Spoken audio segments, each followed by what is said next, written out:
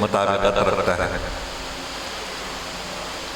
Programme کا باقاعدہ آغاز کریں گے اور تلاوت کلام پاک کے لیے میں دعوت دیتا ہوں حسیب صاحب کو کہ وہ اسٹیج پہ تشریف لائیں۔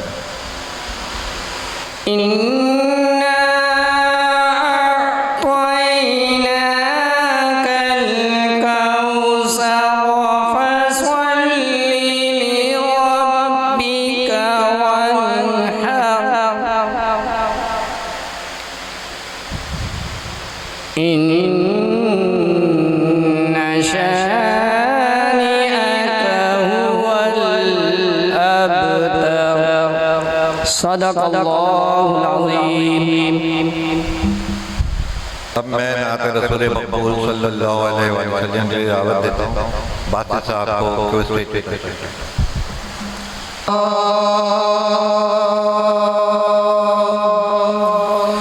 نبینا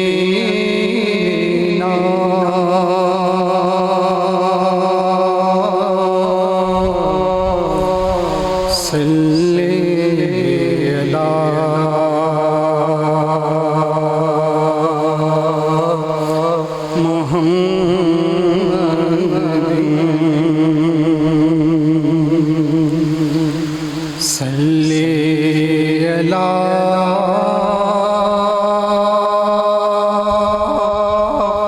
شفینا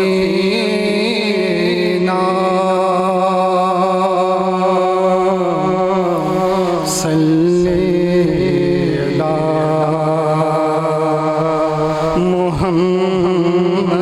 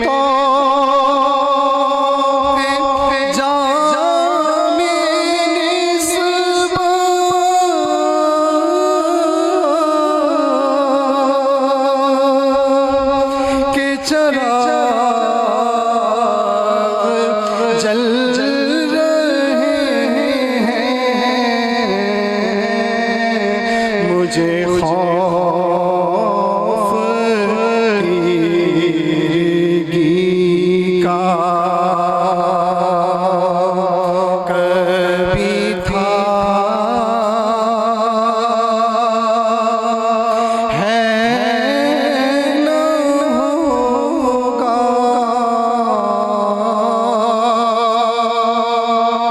कोई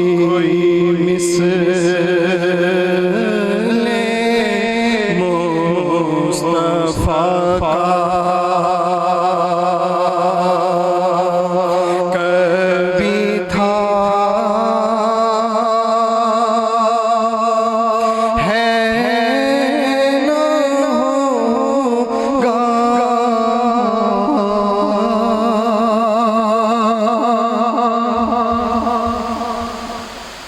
इनसे एतबार से हमें नजर आ रही है वो कुरान ही के मरूनो मिन्नत है। कुरान पाक की फजीलत से ही जदीद साइंस ने अहम तरक्की और कामयाबी हासिल की है। कुरान मजीद में 1000 से ज्यादा आयत साइंस की कामयाबियों के बारे में है। आज के सेमिनार का मकसद कुर्ब क़यामत और साइंस के दरमियान ताल्लुक से है, क्योंकि क़यामत का वक़ू आइंदा चंद सालों में दुनिया का अहम तरीन मौजू होगा। आज हम जिन अमूर पर गुफ्तगू करेंगे उनमें नंबर 1 कुरान और साइंस की रोशनी में क़यामत की निशानियाँ और उससे पैदा होने वाली सूरत हाल का तज्ज़िया। नंबर 2 आने वाले अदवार में दुनिया और ख़ुसूसी तौर पर मुसलमानों के दरपेश मसाइल और उनसे निमटने के लिए तरगीबात। तीसरा इसका अहम पॉइंट है नई नस्ल को आगाही फराहम करना और उनकी नफ्सानी और रूहानी तरबियत करना। तो इस सिलसिले में दावत खिताब दूंगा फारूक रज़ा साहब को कि वो अपने ख़यालात का इज़हार करें। बैठ जाए और मेरी ये जो बात है ज़रा गौर से सुनिएगा, क्योंकि आपके मुस्तक़बिल का ताल्लुक़ इन बातों से है। और चूँकि ये एक ऐसा मौजू है वो आम तौर पे सतही तौर पे से बयान किया जाता है। यहाँ तक तो मैं इस पे जो मैंने तकरीबन कोई 22 साल लगाए इस पे रिसर्च करते हुए, एक्स्ट्रोलॉजी से कहते हैं यानी इल्म अस्साअ व अलामात अस्साअ के मुतालिक, तो मैंने अपने तजुर्बे में ये देखा कि यहाँ तक जो उलमा भी बात करते हैं वो बहुत सच्ची बातें होती है, रिसर्च के तौर पे कोई बात पक्की नहीं होती है। जबकि ये कैसा मौजू है कि अगर आप उसको समझना चाहें तो साइंस के बगैर आप उसको समझ नहीं सकते हैं। यानी आपको यकीनी तौर पर साइंस के जिधर उलूम का सहारा लेना पड़ेगा, जब जाके आप इल्म अस्साअ व अलामात अस्साअ के मुतालिक बयान कर सकेंगे। और इस वक्त मैं जो आपसे बात कर रहा हूँ ये एक सब्जेक्ट है उन तमाम सब्जेक्ट के अलावा जिस पर मुझे 22 साल लगे उनको कवर अप करने में। यानी ये एक सब्जेक्ट नहीं है इल्म अस्साअ के मुतालिक, ये तो सिर्फ एक मज़मून है जो आप बयान कर रहे हैं इस वक्त, nuclear winter and Quranic prophecy. इसके अलावा दीगर और 50 से ज़्यादा मज़ामीन हैं कि जिसके आप समझ लें कि समंदर में उतरने के बाद पता चलता है कि उनके मुतालिक तज़किया करना, उनका सही एनालाइजिंग करना, उसके बाद आप जाके पहुँच सकते हैं कि क्या नतीजा निकलता है इस बातों का। बहरहाल इस हवाले से जो बात हमारी आपके साथ है आज इस नशिस्त में वो बहुत ज़्यादा इम्पोर्टेंट है और आपकी तवज्जो इस हवाले चाहिए मुझे। 1983 के अंदर अमेरिकन साइंटिस्ट ने एक रिसर्च पेपर शाया किया जिसका नाम था nuclear winter. Doctor Karl saga और उसकी टीम डॉक्टर ब्रायन ट्यून ने इस पे काम किया कि उस जमाने में एक रियासत होती थी जिसका नाम था सोवियत यूनियन। सोवियत यूनियन और अमेरिका के बीच में अगर जंग हो जाए तो उस जंग की नताइज के बाद दुनिया किस इन्वायरमेंट को فیس کریں گے، یہ بڑا سوال تھا۔ تو انہوں نے جو بات ان کو سمجھ میں آئی یا جو ان کی ڈسکوری میں آئی کہ جنگ کے بعد، یعنی یہ پوسٹ نیوکلیئر وار کی بات ہو رہی ہے، دنیا میں اسموک چھا جائے گا بہت زیادہ، پوری گلوبلی دنیا جو ہے اس اسموک کے نیچے آ جائیں گی، جس کی وجہ سے سورج کی جو روشنی ہے وہ آپ تک نہیں پہنچے گی، اور اس سے جو ہے آپ کا ٹیمپریچر جو ہے -30 to 40 ڈگری آ جائے گا۔ ایک سمجھتے ہیں کہ ایک آئس ایرے میں آپ چلے جائیں گے، سب چیز فریز ہو جائے گی، آپ کوئی چیز اگا نہیں سکیں گے، کوئی سمندری شکار نہیں کر سکیں گے۔ یہ جنگ کی بات کی ایک وہ حالات ہے۔ اب اس حوالے سے ہم نے قرآن میں ریسرچ کی کہ قرآن کیا حدیث سے ہمیں کوئی ان چیزوں کا پتہ دیا جاتا ہے، تو ڈیفینیٹلی ہمیں سورۃ دخان کی جو ہے اس کی آیت نمبر 10 اور 11 سے اللہ تعالیٰ نے بڑی خاص نویس سمجھائی۔ اعوذ باللہ من الشیطان الرجیم، بسم اللہ الرحمن الرحیم، فارتقب یوم تأتی السماء بدخان مبین۔ اے حبیب صلی اللہ علیہ وسلم دیکھتے رہیے کہ جب آسمان پہ دھواں آ جائے گا، یخشی الناس ھذا عذاب علیم، اور وہ لوگوں کو گھیر لے گا، ڈھانپ لے گا، اور یہ دردناک عذاب ہوگا۔ اب اس عذاب کی ڈیفینیشن جو ہے، جو تعریف ہے، وہ ہمیں سائنس بتاتی ہے کہ وہ اس طریقے سے ہوگا۔ اسی طریقے سے سورۃ فلق کے اندر اللہ تعالیٰ فرماتا ہے وَمِن شَرِّ غَاسِقٍ إِذَا وَقَبَ، کہ پناہ مانگو اس رات سے یا اس اندھیری سے جب وہ چھا جائے گی۔ یعنی گویا اللہ تعالیٰ نے قرآن میں آج سے 1400 سال پہلے ایک خبر بتا دی کہ دنیا میں ایسے حالات ہوں گے جس میں آپ اندھیرے کی دنیا میں چلے جائیں گے اور آپ فریزنگ ایریا میں جائیں گے، اور وہ ایک عذاب کی صورت ہوگی، اور یہ دردناک عذاب ہوگی۔ اچھا، یہاں تک تو ہم سمجھ گئے، لیکن ہمیں اس کے لیے یہ شرط ہے جو سائنٹسٹ نے بیان ہے کہ نیوکلیئر جنگ ہونی چاہیے، اس کے بعد جو ہے یہ صورتحال پیدا ہوگی۔ اب ایسی کوئی جنگ کی اطلاع جو ہے ہمیں حدیث میں ملتی ہے۔ حضور صلی اللہ علیہ وسلم نے فرمایا ہے کہ قیامت تب تک کھڑی نہیں ہوگی جب تک دو عظیم گروہ آپس میں لڑ نہ لیں، اور ان کے بیچ میں ایک عظیم جنگ ہوگی اور ان دونوں کا دعویٰ ایک ہوگا۔ اچھا، عظیم جنگ، ظاہر سی بات ہے یہاں عظیم جنگ سے مراد یہ ہے کہ اس کی مثال یا اس کی نظیر نہ کبھی ماضی میں نظر آئیں گی آپ کو، نہ مستقبل میں نظر آئیں گی۔ اب یہ بات تو بالکل سمجھ میں آتی ہے کہ نیوکلیئر جنگ ایک ایسی جنگ ہے کہ اگر وہ ہو جائے تو اس کے بعد تو دنیا بچتی نہیں ہے۔ حال ہی میں ڈاکٹر کارل برینٹیو، جو ڈاکٹر کارل ساگا کے مطلب اسسٹنٹ تھے یا ٹیم کے ورکر تھے، وہ ابھی بھی زندہ ہیں، انہوں نے 2007 میں یہ بات کو بڑی کھلے دل سے کہہ دیا تھا کہ اگر یہ جنگ ہو جائے نیوکلیئر وار، تو 5 ارب لوگ جو ہے گرانڈ زیرو پہ مر جائیں گے، یعنی ان کا خاتمہ اسی جنگ کی پہلے 72 منٹس میں ہو جائے گا۔ اس بات کو امریکن جرنلسٹ اینی جیکبسن نے اپنی کتاب حال ہی میں شائع ہوئی ہے نیوکلیئر وار سیناریو کے نام سے، اس نے کہا ہے کہ سائنٹسٹ کہتے ہیں کہ نیوکلیئر جنگ کی ودن پہلے 72 منٹس میں 5 ارب لوگ کا خاتمہ ہو جائے گا۔ باقی دیگر افراد جو ہے وہ اس وجوہات یعنی ان انوائرمنٹ میں جو وہ رہیں گے جہاں پہ ریڈیشن ہوگا، اسموک کی وجہ سے دیگر امراض پیدا ہو جائیں گے، تو لوگ اس کے بعد ان کا بھی خاتمہ ہو جائے گا۔ اچھا، یہ میں نے آپ کو ابتدائی سیناریو بتایا ہے، تھوڑی سی ہم ڈیپ میں جائیں گے۔ قرآن میں حدیث میں تو یہ بات ثابت ہو گئی ہے کہ ہمیں ایک بہت بڑی دنیا میں یعنی کرائسس کا سامنا کرنا پڑے گا آنے والے وقت میں۔ لیکن میں نے یہ بھی کہا ہے کہ اس کرائسس سے بچنے کے لیے، چونکہ آپ دیکھ سکتے ہیں پیچھے کہ ہم نے کچھ پریکویشن بھی کر سکتے ہیں، ہم اس کی تھوڑی بہت تیاری بھی کر سکتے ہیں، کیونکہ کچھ حدیث میں ایسی باتوں کا ذکر آیا ہے کہ اس کے حوالے سے اگر آپ، ویسے تو 99% آپ کا خاتمہ ہے، میں یہ بات بڑے وثوق سے کہہ رہا ہوں، قرآن شریف کی ایک آیت کوٹ کر کے آپ کو بتاتا ہوں، سورۃ اسراء کے اندر، یعنی بنی اسرائیل، سورۃ بنی اسرائیل میں اللہ تعالیٰ کہتا ہے بنی اسرائیل کو وَأَمْدَدْنَاكُمْ بِأَمْوَالٍ بَنِينَ وَجَعَلْنَاكُمْ أَكْثَرَ نُفُورًا، کہ ہم نے تمہاری مدد کی مال سے اور بیٹوں سے اور تمہیں سب سے بڑا جتھے والا بنا دیا، یعنی دیگر اقوام کے مقابلے میں تمہاری تعداد جو ہے سب سے زیادہ۔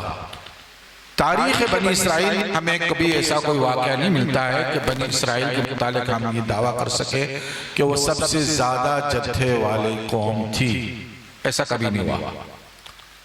لیکن اس جنگ کے نتیجے میں بنی اسرائیل کے لیے وعدہ ہے کہ وہ سب سے زیادہ جتھے والی قوم بن جائے گی۔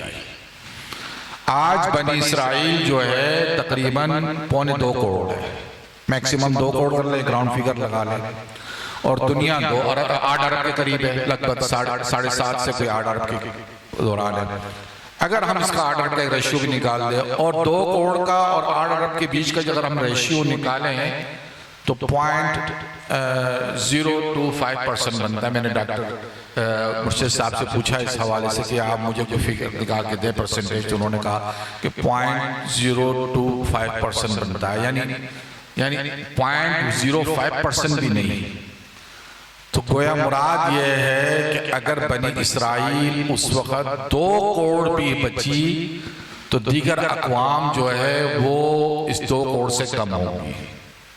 یہ بہت خطرناک جو ہے نا، بعد میں آپ کو بتا رہا ہوں کہ قرآن شریف کی جو پروڈکشن سے آنے والے حالات کے متعلق بڑی خطرناک ہے۔ اچھا، ایک اور چیز جو اس حدیث کے حوالے سے کہ ان کا دعویٰ ایک ہی ہوں گا، عربی میں ہے کہ دعواہما واحدہ۔ اب قرآن میں ایک جگہ پہ اللہ تعالیٰ فرماتا ہے کہ یہود و نصارہ جو ہے وہ دعویٰ کرتے ہیں کہ ہم اس کے چہیتے ہیں اور اس کے بیٹے ہیں۔ اس سورۃ مائدہ کی آیت ہے کہ ان کا دعویٰ ہے کہ ہم اللہ کے چہیتے اور اللہ کے بیٹے ہیں۔ حدیث سے ہی بات ملتی ہے کہ ان کا ایک دعویٰ ہوگا۔ ہم کرنٹ افیئر میں یہ دیکھتے ہیں کہ دنیا کی جو عظیم قوتیں ہیں وہ بیسیکلی تو ہے ہی کرسچن۔ صحیح بات یہ ہے، حقیقت یہی ہے، آپ انکار نہیں کر سکتے ہیں کہ 2 عظیم قوتیں اس وقت رشیا یا امریکہ یا اس کے علیز ہیں، وہ بیسیکلی اپنی جگہ پہ جو مذہبی طور پہ دیکھا جائے تو وہ کرسچنٹی سے منسلک ہے۔ اور اللہ تعالیٰ سورۃ مائدہ میں فرماتا ہے کہ ہم نے ان کے بیچ میں، ان کے درمیان جو ہے تا قیامت تک کے لیے عداوت اور عناد کو پیدا کر دیا۔ یہ سورۃ مائدہ کے اندر اللہ تعالیٰ فرماتا ہے۔ لیکن ایک اور چیز جو میرے کاشفے میں آئی ہے کہ دیکھیں ہالی ووڈ جو ہے وہ ایسی فلمیں بناتا ہے ذہن سازی کرنے کے لیے کہ جو واقعہ اس کے 10 15 20 سال کے بعد ہوتا ہے۔ یعنی میں بچپن میں بھی فلمیں دیکھتا تھا تو مجھے یاد آتا ہے کہ اس زمانے میں ایسی فلمیں بنائی جاتی تھی جو 15 سال کے بعد جو ہے نا وہ اس کی ایک صورت نظر آتی تھی کہ ان پہلے فلموں میں دکھایا جاتا تھا کہ عرب ٹیررسٹ ہے، مسلمان ٹیررسٹ ہے، یہ فلموں میں دکھایا جاتا، وہ ذہن سازی کرتے تھے۔ پھر آگے جا کے وہی جو ہے مسلمانوں پہ ٹیررزم کا جو ہے نا لقب لگا دیا گیا، عربوں کو بتا دیا کہ ٹیررسٹ گروپ ہے۔ تو یہ ذہن سازی تھی۔ 2004 کی شاید بات ہے، مجھے اسی طرح یاد نہیں ہے، 90s کی لاسٹ میں بات ہوں گی، آپ لوگوں نے بھی دیکھی ہوں گی، میں نے بھی اس زمانے میں دیکھی مووی جس کا نام ہے terminator 3 rise of machine. Rise of machine کے اندر اسکائی نیٹ یعنی کمپیوٹر، یعنی آج کا AI آرٹیفیشل انٹیلیجنس جسے ہم کہتے ہیں، وہ سیلف اویرنس میں اتنا بڑھ جاتا ہے کہ وہ دنیا کو آپس میں لڑا دیتا ہے، ان کی نیوکلر پاور کو ایک دوسرے سے ہٹ کر کے۔ میں چیلنج کرتا ہوں اگر آپ کا نیٹ چل رہا ہے تو آپ آرٹیفیشل انٹیلیجنس پہ سیلف اویرنس کا کویشچن کریں، وہ آپ کو انالائز کر کے بتائے گا اس وقت کہ یہ سیلف اویرنس کی طرف جا رہا ہے۔ گویا حدیث میں ایک جگہ جو ہم کہا جا رہا ہے کہ دعواہما واحدہ، اس کی ایک تشریح میں نے نزدیک یہ بھی ہو سکتی ہے. واحدہ عربی کا لفظ مؤنث کے لیے استعمال ہوتا ہے، کسی چیز کے لیے کوئی بات ہو. اور دعویٰ سے مراد یہ بھی لیا جا سکتا ہے کہ ان دونوں کو ایک چیز اپنی طرف بلائیں گی یا اس چیز کی دعوت دیں گی. یعنی اس جنگ کے متعلق کوئی ایک چیز جو ہے ان کو اس چیز کی دعوت دیں گی کہ وہ آپس میں لڑ بیٹھے. آرٹیفیشل انٹیلیجنس سیلف اویئرنیس کی طرف کس طرح جا رہا ہے. اب یہ باتیں اتنی اہم ہیں کہ حدیث کے حوالے سے، سائنس کے حوالے سے ہم نے اس کو جانچا تو ہمارے ذہن میں ایک بات اور بھی آئی کہ سائنٹسٹ نے تو یہاں تک بات کی کہ آسمان پہ دھواں چھائے گا نیوکلر جنگ کے بعد. اس کے بعد کیا ہوگا؟ ڈاکٹر بیان ٹون کہتے ہیں کہ یہ کوئی 30 سال تک کا عرصہ ہوگا. آپ میں جو انوائرمنٹل کے سائنس جو میرے خیال اسٹوڈنٹس ہے تو ان کے لیے تو یہ چیز انٹرسٹڈ ہے. وہ کہہ رہے ہیں کہ 30 سال تک جو نا سموک چھایا رہے گا، اس کے بعد یہ ڈیزولو ہو جائے گا. تو میں ذرا معذرت کے ساتھ اسے اختلاف کرتا ہوں، ان کی یہ ریسرچ پوری نہیں ہے. نیو تھیوری جو اس وقت میں آپ کے سامنے بیان کر رہا ہوں یہ فقیر، اسے ذرا غور سے سنیے گا. کیونکہ سائنٹسٹ یہ کہتے ہیں کہ اسٹریٹوسفیئر جو طبقہ ہے اوزون کے اوپر اسپیس کا، وہاں جا کر جو ہے یہ اسموک چھا جائے گا یا جمع ہو جائے گا. اس طبقے کے اندر ویپر مطلب بخارات، الٹیٹیوڈ کے اندر اس میں گرمائش ہے. 20 سے 40 ماہ کے بعد اس میں جو ہے ہوا چلتی ہے. گویا جو دھوئیں یا اسموک گیسز جو اوپر جائیں گے ان کے میلیکیولز آپس میں مرج کریں گے. جب میلیکیولز آپس میں مرج کریں گے تو ایک نئی شیپ میں آ جائیں گے جسے کہتے ہیں ہم سٹون، پتھر کی شیپ میں گیس ہوں گے. اس کے بعد وہ پتھر کی شیپ اختیار کریں گے. یعنی ایک عرصے کے بعد، اب اس کو آپ لوگ ہی کاؤنٹ کر سکتے ہیں، سائنٹسٹ فزکس کے جو نیوکلیر سائنٹسٹ ہیں وہی بتا سکتے ہیں کہ کتنے عرصے کے بعد جب وہ پتھر بن جائیں گے تو آپ آسمان پہ ایک سیمنٹ کی چھت دیکھیں گے. اب وہ سیمنٹ کی چھت جب بن جائیں گی، اسٹون اس کی وزن بھاری ہو جائیں گے تو ان میں کریک آئے گا اور وہ دوبارہ آ کے دنیا پہ برسیں گے. اس طریقے سے قرآن کی سورۃ ملک کی آیت بھی پوری ہو جائیں گی کہ اب تم ایمان لاؤ گے آسمان والے پر کہ جب وہ تم پہ آسمان سے پتھر برسائے گا. اور حدیث میں بھی ہے کہ قیامت تب تک نہیں آئے گی جب تک کہ 3 چیزیں ہو جائے: خسف، مسخ اور قذف. خسف کہتے ہیں زمین کے دسنے کو، مسخ کہتے ہیں چہرے کو بگاڑنے کو، اور قذف کہتے ہیں آسمان سے پتھر برسانے کو. تو یہ جو وعید اللہ تعالیٰ کی یہ بھی پوری ہو جائیں گی. یعنی گویا نیوکلر جنگ میں کوئی کسر باقی رہ گئی تھی دنیا کی، وہ یہ پتھر برسنے سے پوری ہو جائے گی. اب یہ باتیں میں کیوں کر رہا ہوں؟ اس لیے کیونکہ میرا سبجیکٹ ایکسولوجی ہے. ایکسولوجی کی ہم جب انالائز کرتے ہیں پورے چیزوں کو تو ہمیں 3 چیزیں جو ہے نا بالکل کلیئر ملتی ہیں. ایک، ہم کسی ماڈرن ایرا میں نہیں جی رہے جب یہ واقعات شروع ہوتے ہیں. یعنی قیامت کے علاوہ سے جو بڑے بڑے واقعات ہیں جس میں امام مہدی کا ظہور ہے، جس میں دجال کا خروج ہے، جس میں یاجوج ماجوج کا، حضرت عیسیٰ علیہ السلام ہے، یہ تمام واقعات کو ہم جب انالائز کرتے ہیں تو ایک بڑی کلیئر چیز آتی ہے کہ ہم ماڈرن ایرا میں نہیں ہیں بالکل. دوسری چیز یہ ہے کہ یہ تمام واقعات جغرافی طور پہ محدود علاقوں میں ہو رہے ہیں. یعنی ان علاقوں کا محدود ہونا ان علامتوں کے حوالے سے ظاہر کرتا ہے. میں مثال کے طور پہ یہ کہا جاتا ہے کہ حدیث میں آیا ہے، اور چونکہ بطور مسلمان اس پہ ایمان رکھتے ہیں ہم کہ حضرت عیسیٰ علیہ السلام دوبارہ نازل ہوں گے، تو وہ مشرق دمشق کی ایک مینار کی طرف مشرق کی جانب وہاں اتریں گے اور دجال اس کو دیکھ کے بھاگیں گا، اور لوط کے مقام پہ جو ہے فلسطین میں علاقہ لوط، وہاں پہ اسے قتل کر دیا جائے. تو اتنا کوئی دور یعنی مسافہ نہیں ہے، اتنا کوئی فاصلہ نہیں ہے ایریا کا. تو گویا محدود جو ہے نا ایریوں کے اندر تمام یہ واقعات ہو رہے ہیں. مثال کے طور پہ ایک دجال کے خروج سے پہلے ایک عیسائیوں کی اور مسلمانوں کی جنگ ہے جسے ملحمۃ الکبریٰ کہتے ہیں. اب اس جنگ کی جب خاتمہ ہو اور مسلمان اس میں جیت جائیں گے تو مسلمان اپنی تلواریں زیتون کی درخت پہ لٹکائیں گے. یہ زیتون کی جو درخت ہے نا، اب چونکہ وہاں پہ حدیث میں آیا کہ قسطنطنیہ کو دوبارہ مسلمان فستا کریں. قسطنطنیہ آج کا انقرہ ہے جہاں پہ یہ صوفیہ آرا مسجد ہے، کیونکہ کسی زمانے میں یہ آرتھوڈکس جو ہے نا کرسچنلی آرتھوڈکس چرچ ہوتا تھا، آرتھوڈکس کا ایک بہت بڑا چرچ ہوتا تھا جسے آپ صوفیہ آرا مسجد کہتے ہیں. اب یہ دوبارہ سے مسلمان اسے فتح کریں گے. جب فتح کریں گے مسلمان تو اپنی تلواریں زیتون کی درخت پہ لگائیں گے. تو یورپ کے اندر زیتون کی جو درخت ہیں وہ اسپین، اٹالیا اور پرتگیز کے ایریا میں ہیں، ملتے ہیں، یعنی یہاں. باقی اسکینڈینیوین کنٹریز یا ڈوئش کنٹریز یا انگلینڈ یا دوسرے علاقے ہیں، وہاں پہ آپ کو زیتون کے درخت نہیں ملتے. گویا مراد ہے کہ وہ ایریے کسی وجوہات کی بنا پہ اس لائق نہیں رہیں گے کہ وہاں پر رہائش اختیار کی جائے. دیکھیے، اچھا ڈیموگرافیکل چینجنگ یعنی آبادیاتی تبدیلی زبردست طریقے سے ہوں گی. وہ اس طریقے سے کہ لوگوں کی تعداد کم ہو جاتی ہے. ہمیں یہ بھی نظر آتا ہے، ہمیں جو نظر آتا ہے حدیث کے حوالے سے انالائز کرتے ہیں کہ تعداد اس زمانے میں لوگوں کی کم ہے. اگر ہم یہ دیکھیں کہ حضرت عیسیٰ علیہ السلام کو اللہ تعالیٰ جب یاجوج ماجوج کا خروج ہو رہا ہے تو آپ اللہ تعالیٰ حضرت عیسیٰ علیہ السلام کو فرمائیں گے کہ ابھی اپنے بندوں کو، میرے بندوں کو لے کر تم کوئی طور پہ چلے جاؤ.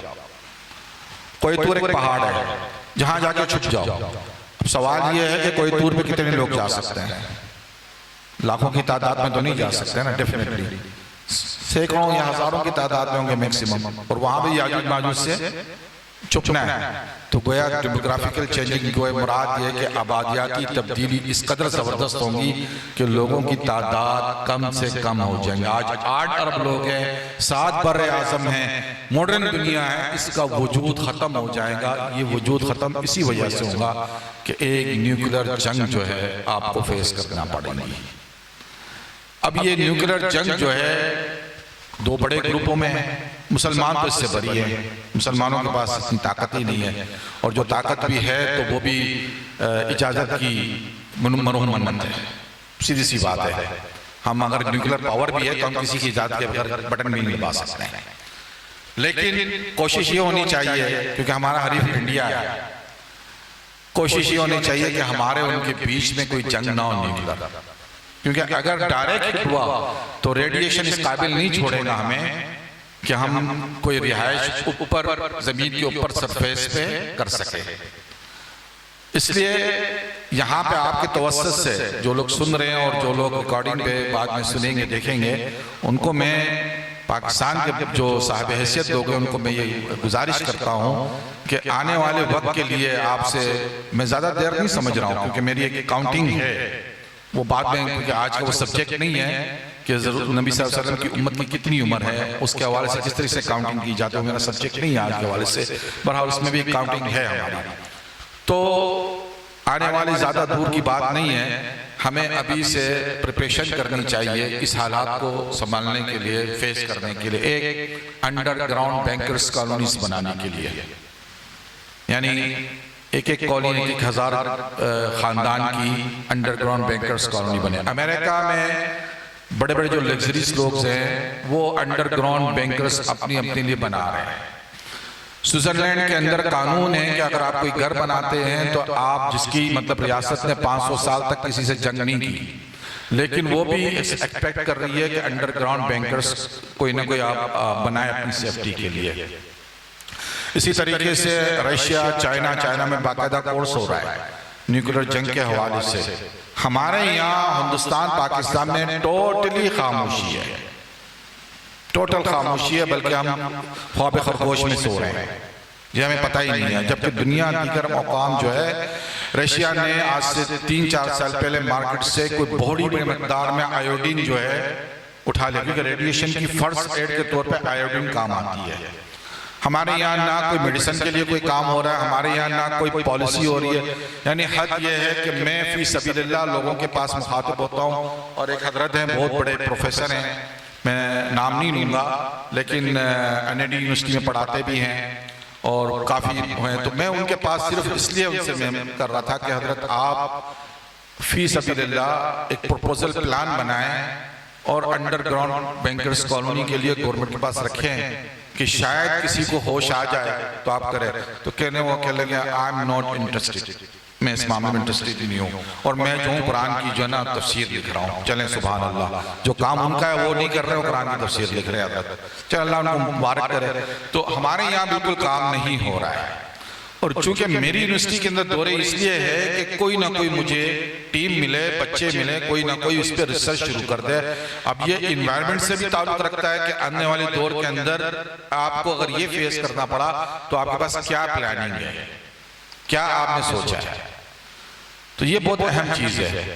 تو میرے خیال سے میں دیگر مقررین کو بھی موقع دوں گا تاکہ بات کرے، لیکن اگر آپ لوگوں کے پاس کوئی سوال ہے مجھ سے ڈائریکٹ پوچھنے کا تو میں بالکل اس کو ویلکم کروں گا اور مجھ سے سوال کیا جائے۔ نبی صلی اللہ علیہ وسلم، کیونکہ ایک دیکھیں ہمارا ایمان عقیدہ ہے کہ حضور صلی اللہ علیہ وسلم آخری نبی ہے، یہ بیسک ایمان ہے۔ ختم نبوت جو ہے آپ کی ضروریاتی دین میں ایمان اہم حصہ ہے، اور ایکسٹرولوجی کا بھی اہم سبجیکٹ ختم نبوت ہے۔ تو اگر آپ اس پہ ایمان نہیں رکھیں گے تو باقی باتیں تو فضول ہو جاتی ہے، ٹھیک ہے نا۔ تو حضور صلی اللہ علیہ وسلم آخری نبی ہے، آخری کتاب لے آئے، آخری شریعت لے آئے، تو کوئی مراد یہ ہے کہ ان کے بعد تو وقت نہیں رہا، تو ان کے لیے متعلق اگر حدیث میں کوئی ایسی بات ہے تو اس کو ہم لیں گے ضرور۔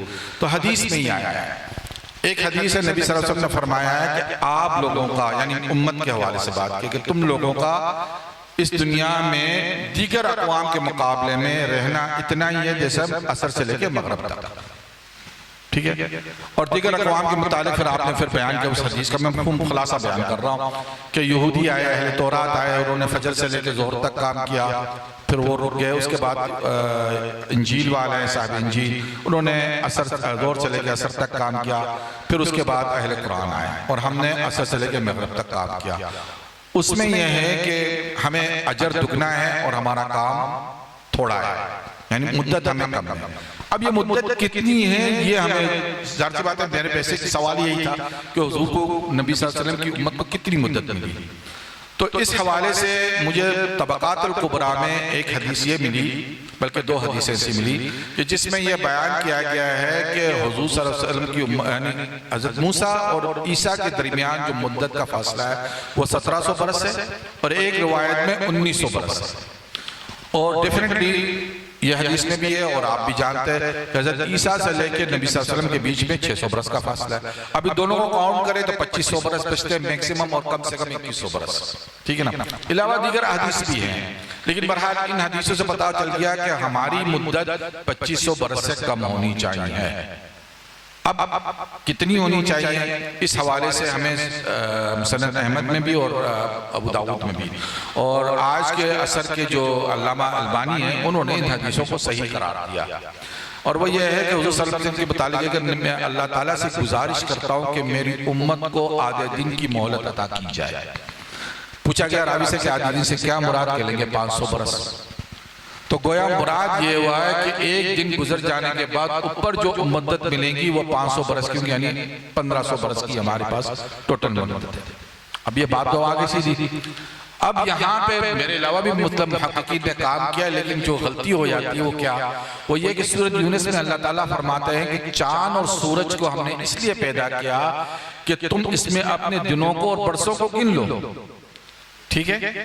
اب چاند اور سورج کے بیچ میں سال میں 11 دن کا فرق ہے، یہ فرق جو ہے 1 صدی میں 3 سال کا ہو جاتا ہے۔ ہم 1500 برس کے حوالے سے بات کریں تو یہ فرق 45 سال کا ہو جاتا ہے، ٹھیک ہے۔ اب سورج کی چاند کی گردش تو ہجرت سے شروع کر دی، صحابہ نے شروع کر دی تھی تاریخ، حضرت عمر کے دور میں تاریخ شروع ہو گئی تھی کہ 1500 برس جو ہے چاند کی گردش جو ہے ہجرت سے شروع ہو جائے۔ تو یہ لازمی تھا کہ ہم اب سورج کی گردش کو ہم حضور کی نبوت سے، اعلان نبوت سے لے لیں، جو 13 سال ہجرت سے 13 سال پہلے کی بات ہے۔ تو اس حوالے سے جو 45 سال کا جو ڈیفرنس آ رہا ہے اس میں 13 سال پہلے کٹ گئے، باقی 32 سال کو ہم نے علامات الساعہ، کیونکہ مساء کے اندر کی علامتیں کب پیش آ سکتی کہاں تھی اس کے حوالے سے بھی باتیں ہوئی ہے، تو اس کو ہم نے 1500 برس جب چاند اپنی گردش پوری کر چکا ہوں گا اس کے آگے ہم نے 32 سال لگا لیے۔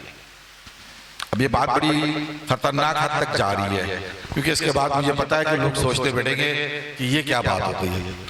اب 1532 ہجری جو ہے وہ آخری تاریخ بن جاتی ہے ہمارے پاس، کیونکہ گردش پوری ہو جاتی ہے کس کی؟ سورج کی۔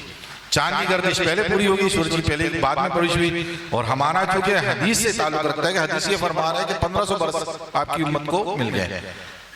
لیکن اس میں جو سب سے خطرناک بات ہے جو نیوکلر ونٹر سے تعلق رکھتا ہوئی ہے کہ حضور صلی اللہ علیہ وسلم نے ایک حدیث میں فرمایا ہے کہ دنیا کے آخری 70 سال جس میں 35 36 37 سال کے حوالے سے بیان کی کہ چکی چلے گی۔ اب وہ چکی 35 36 37 سال چل سکتی ہے، وہ آخری 70 سال شروع ہوں گے۔ صحابہ نے کہا اور جو اس میں یعنی بچ گیا اور جو ہلاک ہو یعنی ایمان سے جو گیا سو گیا۔ اب یہ 35 37 سال کو ذہن میں رکھیں اور ڈاکٹر ڈیون کی یہ بات کو ذہن میں رکھیں کو کہہ رہے ہیں کہ 30 سال تک جو ہے دنیا میں سموک رہے گا، وہ یہ کہہ رہے ہیں۔ یہاں حدیث ہمیں ایک اشارہ دے رہی ہے کہ 35 36 سال جو ہے سختی ہوں گی، وہ یہ بات سختی کی ہو رہی ہے۔ اب اس کے بعد جو ہے یہ آخری 70 سال تو گورا اگر 1532 ہجری کو ہم مائنس کریں 70 سال تو یہ بنتے 1462 ہجری۔ گویا ہم ایکسپیکٹ کر رہے ہیں آج سے 15 سال کے بعد نیوکلر جنگ وہ ہو سکتی ہے، یہ امکانات میں سے یہ نہیں کہہ سکتا کہ ڈیفینیٹلی، لیکن امکانات کا ہوئی ہے۔ حدیث قرآن کے حوالے سے اگر میں اس کو انالائز کرتا ہوں تو میرے پاس یہ رزلٹ آتا ہے۔ تو آخری 70 سال کا جو دور ہوگا وہ ماڈرنزم نہیں ہے، آبادیہ طور پہ کم ہے، اور آپ پتھروں کے دور میں چلے گئے اور آپ ایک ڈارک ایریا میں بھی رہیں گے، آپ کو سختی بھی جھیلنی ہے، اس کی پریپریشن کے لیے آپ کے پاس یہ 15 سال ہے۔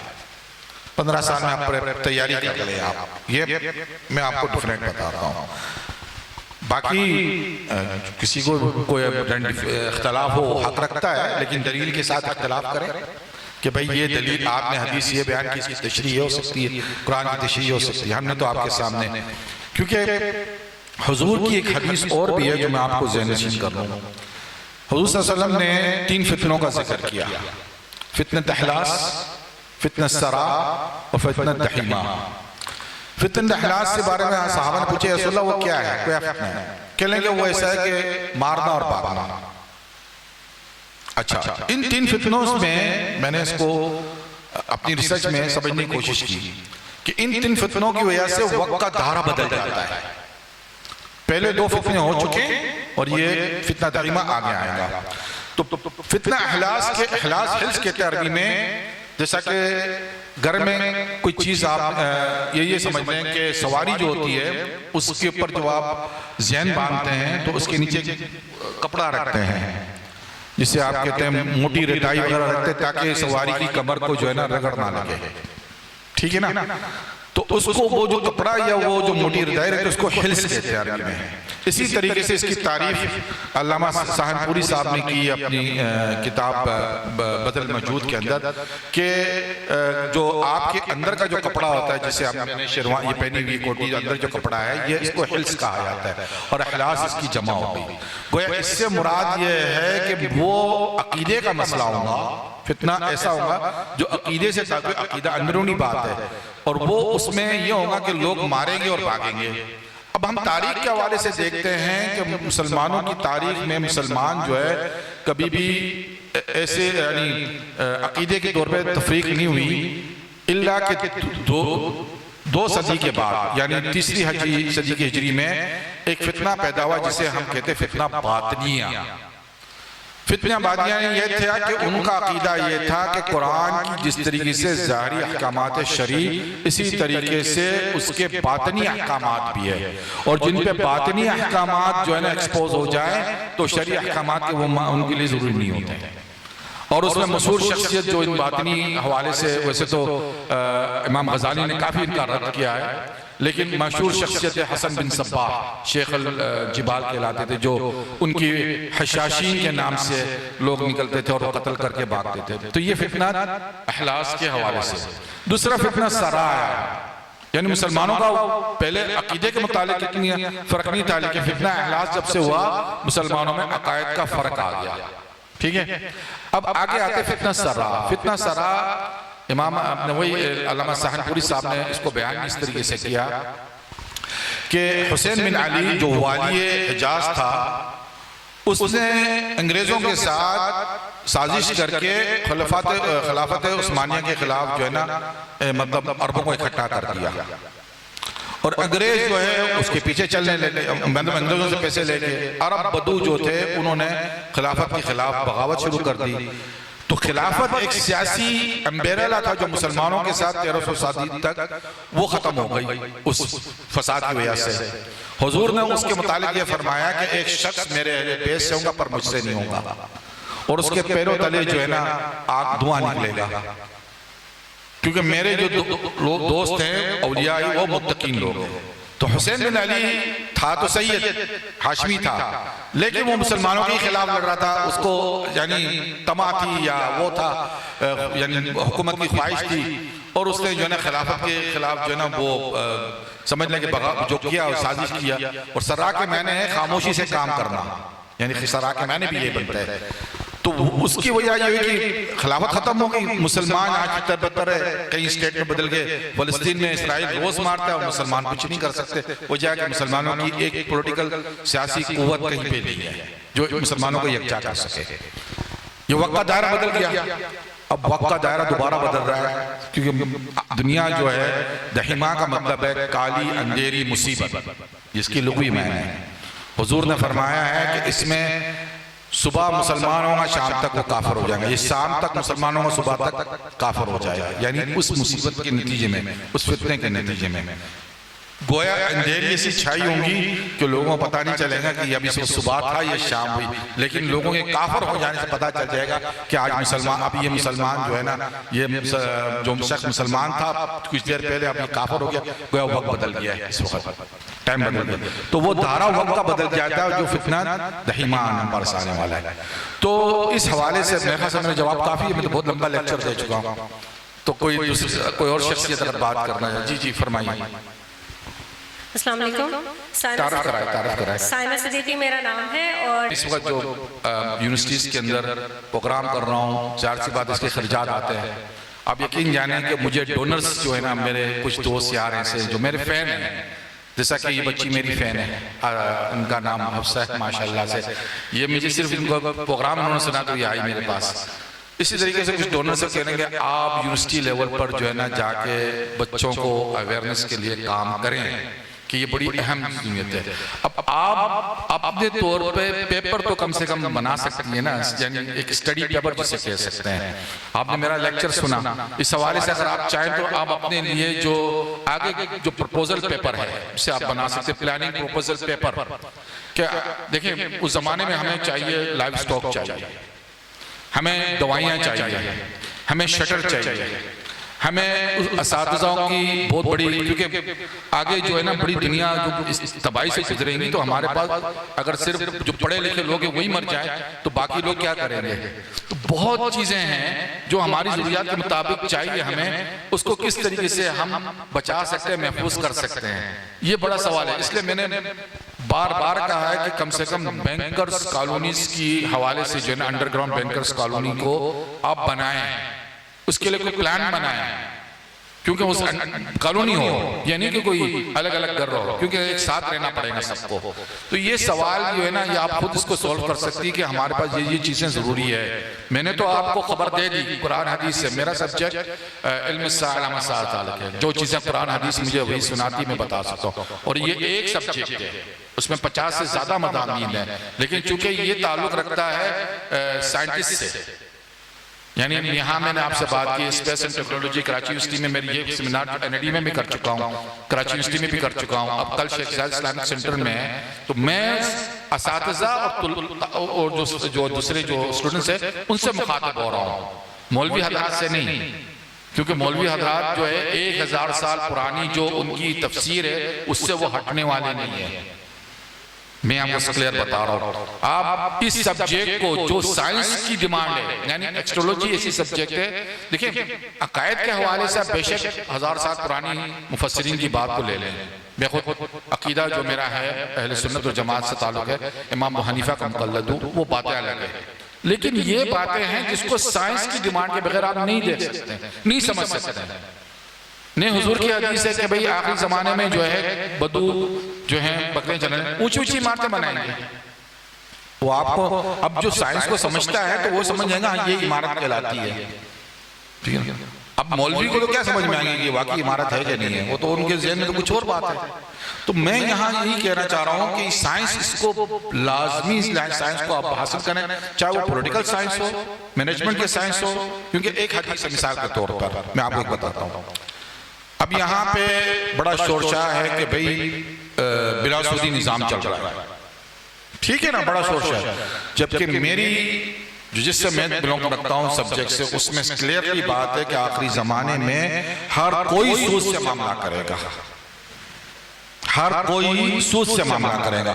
اب کوئی کتنا بھی بڑا دعوے دار ہو جائے تو میں تو قبول نہیں کر سکتا، کیونکہ بھئی نبی صلی اللہ علیہ وسلم نے فرما دیا ہے کہ سود تو ہے، اس سے آپ اور جو نہیں بھی کریں گے اس سے دھول لگیں گی۔ یعنی میرا اکاؤنٹ بینک میں نہیں ہے، کسی بینک میں میرا اکاؤنٹ نہیں ہے، لیکن مجھے دھول ضرور لگتی ہے، کہیں سے پیسے آتے ہیں تو بینک کے تھرو ہی آتے ہیں نا، تو دھول مجھے لگتی ہے۔ تو مجھے اپنی بات کو سمجھنے کے لیے مینجمنٹ سائنس کو سمجھنا لازمی ہے۔ بنا مینجمنٹ سائنس کو میں کس طریقے سے ڈیفینڈ کر سکوں گا کہ بھئی آپ سودی معاملہ کر رہے ہیں، چاہے بے شک آپ دعوے دار ہیں۔ میں نے اس حوالے سے کام کیا تو مجھے جو ہے یہ میزان بینک کا جو اجرا جس کے نام سے وہ کہہ رہے ہیں کہ وہ بنا سودی نظام ہے جس میں آپ گاڑیاں وغیرہ تھے، ڈیفینیٹلی جھوٹ، فراڈ۔ یہاں تک میں بات کر رہا ہوں، تو اس مینجمنٹ کو سمجھنا پڑے گا نا، مینجمنٹ سائنس کو۔ اسی طریقے سے اب اگر میں آپ سے بات کر رہا ہوں جو انوائرمنٹ سے تعلق رکھتا ہے، اسپیس سے تعلق رکھتا ہے، تو مجھے تھوڑی بہت تو آنی چاہیے کہ مالیکولز کسے کہتے ہیں۔ آپ پوچھ لیں مولوی سے کہ مالیکولز، اگر درس نظامی کا کوئی بچہ ہوگا اس سے بیچارے کو بتا دیں گے مالیکولز کسے کہتے ہیں۔ پھر مالیکولز مرج کریں گے تو وہ سٹون بنیں گے، کچھ نئی شیپ لیں گے، ایٹم کو سمجھنا پڑے گا، نیوکلر جنگ کو سمجھنا پڑے گا، تو یہ ساری سائنس سے تعلق ہے۔ تو میں خاص جواب اور کوئی بچی کوئی کر لیں سوال کریں۔ وہ ہوتی ہے تو ٹیمپریچر کی وجہ سے پلانٹس تو مر جائیں گے، جو بچے ہوئے ہیں لوگ ہیں وہ اپنا خوراک کہاں سے حاصل کریں گے؟ وہ تو بھوک سے مر جائیں گے۔ جی دیکھیں اس کا بھائی لے کے آنی ہے، وہ اس کی تیاری نہیں کر رہے ہیں، ڈیفینیٹلی کر رہے ہیں، ڈیفینیٹلی وہ تیاری کر رہے ہیں اس بات کو کہ اگر کبھی ایسا واقعہ ہوا تو ہمارے پاس یہ چیز، اس لیے انڈر گراؤنڈ جو ہے چیزیں اگانے کے لیے، یعنی پلانٹیشن کرنے کے لیے اور دوسری فارمنگ، دوسری جو آپ کہتے ہیں کیٹل فارمنگ، فش فارمنگ جو بھی ہے، یہ اس کی ایکسپیرینس چالو ہو چکی ہے۔ میں نے آپ کو کہا نا کہ چائنا کے اندر تو باقاعدہ تیاری کی جا رہی ہے چیزوں کی، جو دنیا خاموش ہے وہ سب سے زیادہ متاثر ہوں گی۔ وہ خاموش ہماری دنیا ہے، ہم جو کہ تھرڈ وارلڈ کے جو لوگ ہیں ہمیں کچھ پتا نہیں ہے۔ میں معذرت کے ساتھ میری بات کا برا نہیں ماننا، آپ یہاں اساتذہ بھی بیٹھے ہوئے ہیں، یقین کریں نیوکلر ونٹر کا لفظ جو ہے میں نے یونیورسٹیز میں جب لیا تو کہنے گے یہ کیا چیز ہے، کیا بلا ہے، پروفیسر حضرات کے سامنے کہیں کیسے کیا کہتے ہیں، مجھے پتا نہیں ہمیں، اس لیے کہ مطالعہ کم ہے۔ اگر مطالعہ زیادہ ہوتا تو یقیناً کوئی ایسی نئی بات تو نہیں ہے۔ میں نے بھی مطالعے سے ذریعے سے حاصل کیا نا، مجھے تو کوئی خواب نہیں آیا تھا نیوکلر ونٹر کیا ہے، میں تو صرف اپنے چیزوں کو سمجھ رہا تھا، تو اس میں یہ تھا کہ یار یہ چیزیں یہ بیان کر دی، کیا سورۃ دخان، سورۃ فلق، دیگر چیز، یہ چیزیں چیز کو تو کیا سائنس میں سے کوئی بات ہے؟ اب ریسرچ کرنے کے تو پتہ چلا کہ نیوکلر ونٹر بھی ایک سبجیکٹ ہے۔ تو اس حوالے سے ان کی تیاری ہے، ہماری تیاری نہیں ہے، اس لیے ہم زیادہ متاثر ہونے والے ہیں۔ تو اس چیز کو، میری بات کو میں کہہ رہا ہوں نا، ٹائم تو ہے ہمارے پاس، تیاری آپ نے کرنی ہے۔ آپ نے سوچنا ہے کہ انڈر گراؤنڈ پلانٹیشن ہو سکتی ہے، کیٹل فارمنگ ہو سکتی ہے، فش فارمنگ ہو سکتی ہے، لوگ اتنے عرصے تک لے سکتے ہیں، کیونکہ ایک عرصے تک، کیونکہ جب تک وہ سٹون بن کے دوبارہ زمین پہ نہیں گر پڑے تب تک تو آپ کو انڈر رہنا ہے، ٹھیک ہے نا، یہ ہے۔ اور اس حوالے سے میں نے ایک بات، چلے وہ بات الگ ہو جائے گی، آگے کوئی سوال ہو تو پوچھے۔ میری آپ کی بات کو میں مطلب پس کروں گا کہ آپ کی جو تجویز ہے کہ جو ہے انڈر گراؤنڈ کالونیاں بنائی جائیں، تو اس کی ایک عملی مطلب عملی مثال جو ہے ہمیں ملتی ہے فلسطین کے اندر، کہ وہاں پہ جو وہاں کے مجاہدین تھے، وہاں کی عوام نے وہاں پہ انڈر گراؤنڈ جو ہے وہ پوری کالونیاں بنائی، جی جی، اور جس کی وجہ سے جو ہے وہ شکست ہوئی اسرائیل کو. جی جی جی، تو یہ ایک بڑی مثال ہے صاحب کی اس پوری. بالکل آپ نے بالکل صحیح فرمایا. میرے فلسطین کے لوگوں نے تو مطلب بمباری سے بچنے، کیونکہ جتنی بمباری اس غزہ کے اندر ہوئی ہے وہ تقریباً 5 ایٹم بم کے مقابلے میں جو ہیروشیما ناگاساکی پہ پھینکے گئے اس کے مقابلے میں انہوں نے اتنا جو ہے نا وہ جو بارود جو ہے نا بم کا انہوں نے وہاں پھیلایا، پورا فلیٹ کر دیا نا ایریا. اب وہ بچنے کا راستہ ان کے پاس یہی تھا کہ انڈر گراؤنڈ رکھا گیا. فلسطین کے اندر بھی جو ہے لوگوں نے انڈر گراؤنڈ بنائی گئی، کیونکہ ایک حدیث کی روایت میں ہے کہ جب تم مصر کی طرف کوئی، مجھے وہ روایت یاد نہیں آ رہی ہے لیکن بہرحال اس میں کسی نشانی کی بات کی گئی، اور چونکہ بس تھوڑا روایت اس لیے ضعیف تھی اس لیے میں نے اس کو بیان نہیں کیا. تو آپ لوگ انڈر گراؤنڈ جو ہے نا اپنے تہخانے یا بنا لیا شروع کر دو، تو اس میں بھی حدیث میں بھی ہے. تو اس حوالے سے میں یہی بتا رہا ہوں کہ انڈر گراؤنڈ آپ کو بینکرز کالونیز بنانی پڑیں گی. اس کی تیاری ہمیں جنگی بنیاد پہ کر لے تو اچھی بات ہے کسی نہ کسی طریقے سے، اور اس کے لیے ضروری نہیں کہ ہمیں کوئی کمرشل ایریا چاہیے، نہ ہمیں ریزیڈنشل ایریا چاہیے، ہمیں تو وہاں ایریا چاہیے جہاں پہ نیچرل ریسورسز ہو کھلے عام، یعنی آپ کے پاس پانی وافی مقدار کے اندر ہو. تو فلسطین کے اندر میں نے ایک ویڈیو دیکھی ہے کہ 160 میٹر نیچے جا کے لوگ جو ہے پانی نکال رہے ہیں. بہت دل چاہیے، دل گردے کا کام ہے کہ آپ سرنگ بنا کے 160 میٹر نیچے جائے، پھر وہاں جا کر آپ نے جو ہے نا ایک بنانا ہے تہخانہ جیسا، اور وہاں سے جو ہے آپ پانی نکال رہے ہیں. تو اللہ تعالیٰ تو ان کو ایک آزمائش میں متواصل رکھ رہا ہے، کیونکہ آنے والے حالات کے اندر وہ تیار ہو جائیں گے. ہم سو رہے ہیں، بس ہم سو رہے ہیں اور کچھ بھی نہیں کر رہے ہیں. جی اور سوال جی، آپ کے کہنے کے مطابق 15 سال کے بعد نیوکلیئر وار مطلب ہونا ہے، یہ قرآن حدیث کے حوالے سے میں نے بات کی ہے. ٹھیک ہے سر. تو اس کے مطابق ہم اپنے ملک کے جو سچویشن ہے اس حساب سے ہمارے پروفیسرز بھی اور ہم تمام اسٹوڈنٹ بھی ہم یہاں سیف نہیں ہیں، کیونکہ یہاں پر کوئی پالیسی نہیں ہے. آپ کے مطابق ہمیں انڈر گراؤنڈ بینکر بنانا چاہیے، تو کیا ہمیں اس ملک سے مائگریٹ نہیں ہونا چاہیے؟ 15 سال کے اندر یہ کوئی پالیسی بنا کے یا کوئی بینکر بنا کے ہمیں سیف رکھنا. اچھا جواب دیتا ہوں میں آپ کو. دیکھیں میرا تعلق تو علم الساعہ علامات الساعہ سے میرا مضمون ہے، اور میں نے یہ بات بھی کی کہ اس کے اندر جغرافی حدود ہے. تو جتنے بڑے بڑے بر اعظم ہیں نا، ہمیں اپنے اس کے اندر ملتا ہی نہیں ہے کہ یہ امریکہ کہاں گیا، رشیا کہاں گیا، انگلینڈ کہاں گیا، آسٹریلیا کہاں گیا. تو جتنے واقعات کا میں ذکر کرتا ہوں، مطالعہ کرتا ہوں بڑے بالکل کھل کے محدود علاقے میں ہیں.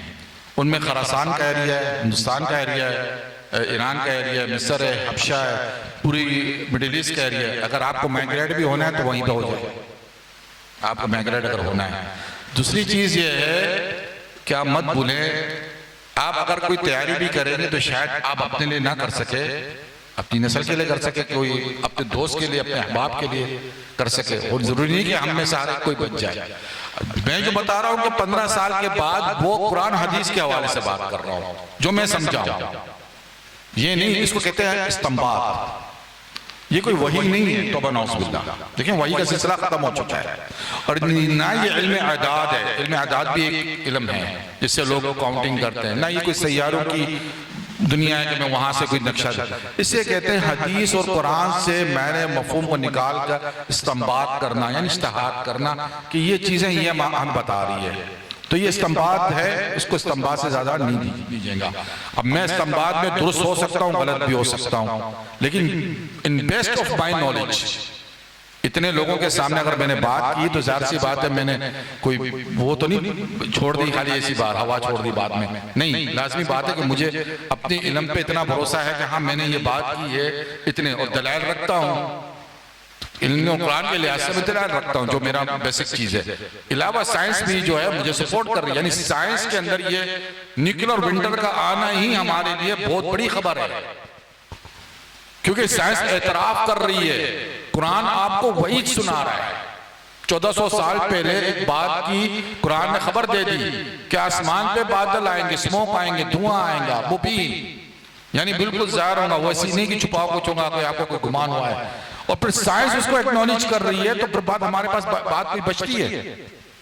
ہاں ہاں نئی تھیوری جو آپ کے سامنے پیش کی کہ آسمان سے پتھر کیسے بدلیں گے، یہ اس فقیر کی تھیوری ہے، لیکن یہ آپ بیان کر سکتے ہیں اپنی سبجیکٹ کے اندر، اس کو ریسرچ کے طور پہ لا سکتے ہیں.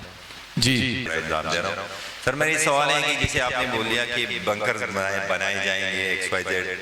دوسری بات یہ ہے کہ سر یہ جو بنکر بنتے ہیں، جیسے کہ ہمارے پاس کوئی لوہے سے ہم چیز بناتے ہیں، لکڑی سے بناتے ہیں، تو کنڈکشن ہوتے ہیں، ہیٹ اس سے وہ ٹرانسفر ہوتا ہے. تو یہ جو ریڈیشنز ہے جو اس سے ہیٹ ہوگا، کیا وہ اس لیے کے لحاظ سے ہمیں کیا کس چیز کے بناتے ہیں؟ کیونکہ آج کل تو کنکریٹ کی بلڈنگز ہوتی ہے، جیسے کہ ہم بنکرز بھی بناتے ہیں کنکریٹ کا یا مٹی کے اینٹ ہوگا. تو کیا ہے؟ دیکھیں امریکہ میں نئی نئی کمپنیز اس وقت، جو اگر آپ اس کو گوگل بھی کریں تو مل جائیں گے آپ کو جواب. نئی نئی کمپنیز جو ہے ابھی اس وقت رجسٹر ہو رہی ہے، اور جن کا کام پروفیشنل یہ ہے کہ انڈر گراؤنڈ بنکرز بناؤ، وہ یہ کمپنیاں کام کر رہی ہے. ٹھیک ہے، اب ہمارے پاس کوئی بلڈنگ بھی بنتی تو 10 سال 15 سال کا پروجیکٹ ہوتا ہے وہ. اگر یہی بات ذہن میں رکھ لیں، ایک سبجیکٹ کو اگر ہم ذہن میں رکھیں کہ surviving business, life surviving and business, ٹھیک ہے نا، اس کو ذہن میں رکھیں، اور اینڈ ایکسٹرولوجی، انڈر ایکسٹرولوجی، پھر آپ یہ سمجھ سکتے ہیں کہ ہمیں آنے والے مستقبل کے لیے کیا کرنا ہے. اور ظاہر سی بات ہے انڈر گراؤنڈ بنکرز جو ہے، ایک تو یہ ہوگا کہ آپ کو جہاں پہ نیچرل ریسورسز ہو، پانی کی وافر مقدار میں ہونا لازمی ہے، شرط یہ ہے، شرط اساسی یہی ہوگی. ٹھیک ہے، اس کے علاوہ وہاں کا انوائرمنٹ ایسا نہ ہو کہ بھئی آپ کو گھٹن محسوس ہو.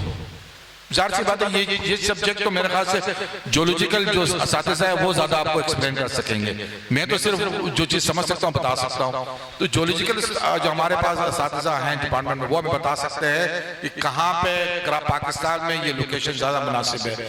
حدیث کے لحاظ سے جو بات آتی ہے، خراسان کا ایریا کہلاتا ہے، جو ہمارے اوپر ایریا ہے، جو پشاور یا مطلب جو صبح جو ہے اوپر کیپیکے سے لے کر بلوچستان کا سارا ایریا جو ہے، یہ اس زمانے میں خراسان کا ایریا کہلا سکتا ہے. اور یہاں پہ نیچرل انڈر گراؤنڈ پانی بہت ہے، مقدار میں آپ کو مل جائیں گی. تو یہ ایریا زیادہ مناسب ہے جہاں پہ آپ کو اگر ایک عرصے تک انڈر گراؤنڈ رہنا پڑے. بر انڈر گراؤنڈ بنکر جو ہے، یہ میری ایک تجویز ہے جس پہ عمل کرنا چاہیے اپنی سیفٹی کے لیے، اپنی نسلوں کو بچانے کے لیے. ورنہ سرفیس پہ جو ہے اگر ہم بچ بھی گئے تو ہمیں بہت مشکلات کا سامنا کرنا پڑے گا. یہ میرا کہنا مقصد ہے. تو ابھی کا سوال ہے اسی وقت آپ پوچھنا چاہ رہے بیٹا؟ جی پوچھیں. فائنینشلی اور پولیٹیکلی جو سچویشن ہے، اس میں ہمیں تو نہیں لگتا کہ ہم کراچی میں رہ کے ہم آگے بڑھ سکتے ہیں. تو اب جب ہم کراچی سے باہر جانے کا سوچتے ہیں تو ہم آبویسلی دوسری لینگویج بھی سیکھتے ہیں. ایک سوال تو یہ کہ یہاں پہ کوئی ہم آگے بڑھنا چاہتے ہیں تو ہمیں نہیں لگتا کہ ہم یہاں پہ کسی طرح سے ہم آگے بڑھ سکتے ہیں. ایک سوال تو یہ. دوسرا یہ ہے کہ جب ہم دوسری لینگویجز سیکھتے ہیں دوسری کنٹریز میں جانے کے لیے، تو ہمیں وہ جو 2 کروڑ کی جو آبادی ہے وہ کون سی زبان بولتے ہیں، اور ہمیں اور کون سی زبانیں سیکھنی چاہیے آگے؟ دیکھیں زبانیں سیکھنے میں بھی 10-15 سال لگ ہی جاتا ہے. ہاں ٹھیک ہے، نہیں 10-15 سال تو نہیں، مطلب اگر آپ باقی زبان سیکھنا چاہیں تو بہرحال سال 2 سال میں کوئی بھی زبان آپ سیکھ سکتی ہیں، پڑھ لکھ بھی سکتی ہیں. تو پریفر تو میں یہ کروں گا کہ عربک جو ہے وہ آپ لوگوں کو آنا چاہیے. ویسے بھی میرے جو کراچی کے 2 احباب ہیں ہمارے جو ہیں، ان کی اگر پیچھے سے دیکھے جائے بیک، جو ہجرت کر کے ہمارے احباب آئے ہیں یہاں پہ، یہ ایکچولی ان میں دیکھتا ہوں صدیقی، تمیمی، انصاری، عثمانی، فاروقی، یہ سارے کے سارے عرب نسل ہیں. تو ہونا تو یہ چاہیے کہ آپ اپنے اصل نسل کی طرف جائیں، جو آپ کی اپنی اجداد کی زبان تھی عربی، اس کو اپنائیں. اور اگر ہم عربی زبان کو اگر اپنا لیتے تو ہمارے یہاں جو ہے نا زبان لسانی تعصب بھی ختم ہو جاتا. کیونکہ ہمارے چونکہ ملک اسلام کے نام پہ بنا تھا نا، تو ہمیں اسلامی نام کے نام رکھنا چاہیے تھا کہ ہمیں عربی سیکھنی چاہیے یہاں پہ بیسک چیز. تو میں یہ پریفر ہی کروں گا کہ آپ سال 2 سال کے اندر سیکھ سکتی ہیں، عربی بھی سیکھ سکتی، پڑھنا لکھنا بھی سیکھتی، اسپوکن بھی آ جاتا ہے اگر آپ پریکٹس کر سکیں گے. ٹھیک ہے نا. اور جہاں تک پاکستان اور ہندوستان، دیکھیں نیوکلیر جنگ کے بعد کوئی نیشن اسٹیٹ بچے ہی نہیں. یہ باؤنڈری جو ہے نا یہ 1920 کے بعد آئی تھی. نیشن اسٹیٹ کا جو تصور تھا یہ بعد میں آیا تھا، پہلے نہیں تھا. تو یہ چیزیں دوبارہ سے بیک سائڈ میں جائیں گی. تو نیشن اسٹیٹ کا کوئی تعلق اس زمانے سے نہیں ہے. مسلمان ہے، کافر ہے، فلانے مذہب سے تعلق رکھتا ہے، اس کے علاوہ کوئی پہچان نہیں ہوگی. یہ بتا رہا ہوں میں آپ کو. تو میرے خیال سے اب تو سوال کافی ہے اور آپ نے سوال کرنا پوچھے سر. سر میرا ایک سوال تھا کہ آپ نے کہا کہ نیوکلیر وار جیسے ہو سکتی ہے، تو اس میں ایک سب سے بڑا فیکٹر آتا ہے اگر ہم بنکر بنا بھی لیتے تو بنکر بنانے میں سب سے بڑا مسئلہ یہ ہے کہ اگر ہم 200 یا 250 فیوری کا بھی سورس مٹیریل اگر کیری کرتے ہیں تو وہ ڈپلیوٹڈ یورینیم کے کنٹینر میں آتا ہے، اور اس ایک کنٹینر کی جو ویلیو کم سے کم 80 سے 90 لاکھ روپے بنتی ہے، جو کہ چھوٹا سا ایک کنٹینر ہوتا ہے صرف چھوٹے سے سٹون کے لیے. اگر ہم بنکر بنانا بھی چاہتے ہیں تو اس کی کاسٹ اتنی زیادہ ہے کہ ہمارے کو کسی کے رینج میں نہیں ہے. نہیں میرے خیال سے تھوڑا سا میں ڈیفرنس کروں گا. یہ تو آپ کسی چیز کو جہاں بنانا چاہتے ہیں پہلے تو آپ نے وہ لوکیشن دیکھنی ہے، ٹھیک ہے نا، اور پھر یہ ضروری نہیں کہ آپ نے وہاں کتنی ڈیپ میں بنانا ہے، یہ بھی چیز ضروری ہے. یہ میٹر کرتی ہے ایک سٹڈی کو باقاعدہ. یہ تو میری ایک تجویز ہے لیکن اس کو سٹڈی یہ سے کیا جا سکتا ہے کہ سیول انجینئر آپ بتا سکتا ہے کہ اتنی ڈیپ میں، یا آرکیٹیکچر بتا سکتا ہے آپ کو، یا جیولوجیکل بتا سکتا ہے کہ یہ ایریا کو زیادہ مناسب ہے، اور پھر وہاں پہ کیا لاگت آ سکتی ہے، یہ پھر اس وقت کاؤنٹنگ ہو سکتی ہے. یہ تو ایریا ٹو ایریا ڈیپینڈ کرتا ہے نا. یہ تو ضروری نہیں کہ یہاں آپ اس کو ذہن میں رکھیں گے کہ مجھے کراچی میں نہیں، کراچی میں تو امپاسبل ہے. کراچی تو ایک شہر ہے، یہاں پہ تو آپ کو بینکرز نہیں بنا سکتے ہیں، یہاں بیسمنٹ بنا سکتے ہیں آپ، لیکن آپ کو نیچرل سورسز ایریا میں جانا پڑے گا جہاں پہ یہ چیزیں اویلیبل ہو، اور پھر اس کے بعد وہاں کی سٹڈی ہوگی کہ یہاں پہ اتنی. اور پھر سب سے بڑی بات ہے کہ یار 10 سال کے بعد آپ ایک فلیٹ لیتے ہیں، 2 کمرے کا 3 کمرے کا انسٹالمنٹ پہ لیتے ہیں نا فلیٹ، تو وہی 10 سال آپ ذہن میں رکھیں کہ یار ایک چیز ہم رکھ رہی ہے کہ اگر ہم اس ایریے کے اندر انڈر گراؤنڈ بینکر بنا دیا، کالونی بنا دی، اوپر ایک کاٹیج بنا دیا اپنے لیے، کوئی فرق تو نہیں آئے گا. یہ ہو سکتی پلاننگ ہو سکتی ہے، بہت سے آپشنز اس کے اندر رکھے جا سکتے ہیں. کافی میں سر ایک لاسٹ سوال ہے میرا. اچھا آپ نے سوال پوچھنا ہے، آپ پوچھیں ان کے بعد میں کیا تھا. اچھا لاسٹ سوال میرا یہ ہے کہ جیسے نیوکلیر وار ہو جاتی ہے، نیوکلیر ونٹر جیسے آپ نے کہا ہو جاتا ہے، تو اس کے بعد یہ کہ ایئر کنٹیمنیشن اور واٹر کنٹیمنیشن یہ چیزیں بہت زیادہ میٹر کرتی ہیں. کیا ہوا اور پانی جو ہے وہ کنٹیمنیٹ ہو جائے گا. جی وجہ یہی ہے کہ اگر وہ ہو بھی جاتا ہے تو ہم نیچے کیسے سروائیو کریں گے، وہاں تو ہمارے پاس کی اویلیبلٹی نہیں. دیکھیں انڈر گراؤنڈز بینکرز میں سروائیونگ کا جو کانسیپٹ ہے وہ تو بہت پرانا ہے، آج کی بات نہیں ہے، ٹھیک ہے نا. جب سیکنڈ ورلڈ وار ہو رہا تھا تو برطانیہ کے اندر بھی یہ پالیسی بنائی گئی تھی. تو آکسیجن جو ہے اتنا تو مقدار میں ہوتا ہے میرے خیال سے کہ آپ یہ نہیں کہ آپ نے بالکل ہی بہت ہی اتنی نیچے چلے جانا ہے کہ جہاں بالکل ہی آپ آکسیجن نہ مل جائے، اس مقدار میں تو مل جائے گا. وہاں کی پانی کا تعلق ہے تو وہ تو میں پہلے کہہ چکا ہوں کہ انہی ایریا کو آپ نے لوکیٹ کرنا ہے جہاں نیچرل سورسز ہو، یعنی پانی موافر مقدار میں ہو، تاکہ آپ اگر رسے تک رہے تو آپ کو پانی موافر مقدار سے نیچے سے ہی آپ کو ملتا رہے. میں ان کا سوال دے لیں، پھر آپ آگے مقررین کو بھی خطاب کرنا ہے. یہ ڈاکٹر صاحبہ سے